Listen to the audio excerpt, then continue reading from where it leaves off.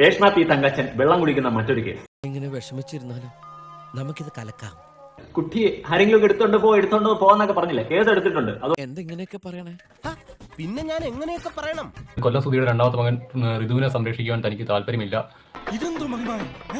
നാട്ടുകാർ കൊണ്ടുപോയി നോക്കിക്കോളൂ എന്ന് പറഞ്ഞുകൊണ്ട് ഒരു പരാമർശം നടത്തിയത്. ബാലാവകാശ കമ്മീഷൻ യാതൊരു നടപടിയും സ്വീകരിക്കാത്തതിനാൽ ഞാൻ അവർക്ക് ഉപകാരപ്രദമായിട്ടൊരു നടപടി ചെയ്തിട്ടുണ്ട്. അതുമായിട്ട് എനിക്കിട്ടൊന്ന് വെച്ചതാണല്ലോ. കേരള മുഖ്യമന്ത്രി ശ്രീ പിണറായി വിജയനെ ഞാൻ ഇമെയിൽ മുഖാന്തരം ഒരു പരാതി അയച്ചിട്ടുണ്ട്.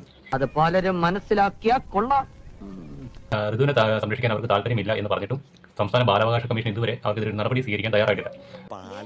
മുഖ്യമന്ത്രി നേരിട്ട് ഇടപെട്ടുകൊണ്ട് ഋതുവിന്റെ സംരക്ഷണം ഉറപ്പാക്കുവാൻ ബാലാവകാശ കമ്മീഷനോട് പറയണമെന്ന് അഭ്യർത്ഥിച്ചു. രേണുവിന്റെ ഈ നിരുത്തരവാദപരമായ പ്രസ്താവന ഞാൻ എന്തായാലും ഗൗരവമായി കണക്കാക്കിയിട്ടുണ്ട്. ചെറ്റവർത്താനം പോരല്ലേ, മനസ്സിലായോ? ഒരു അമ്മയ്ക്ക് തന്റെ കുട്ടിയെ നോക്കുവാൻ താല്പര്യമില്ല എന്ന് പറഞ്ഞു കഴിഞ്ഞാൽ ആ കുട്ടി സുരക്ഷിതനല്ല എന്നാണ് അതിനർത്ഥം. അറിയാതെ വായിന്ന് വീണ് പോയതാ. മതി, ഇനി വായിന്ന് വീഴണ്ട. അതുകൊണ്ട് തന്നെ ഞാൻ എന്തായാലും ഈ പരാതി മുഖ്യമന്ത്രിക്ക് അയച്ചിട്ടുണ്ട്.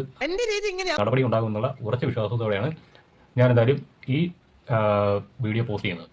ചോദിക്കുക, ഇതൊക്കെ കേൾക്കുവോ? അടിച്ചേൽപ്പിക്കണം.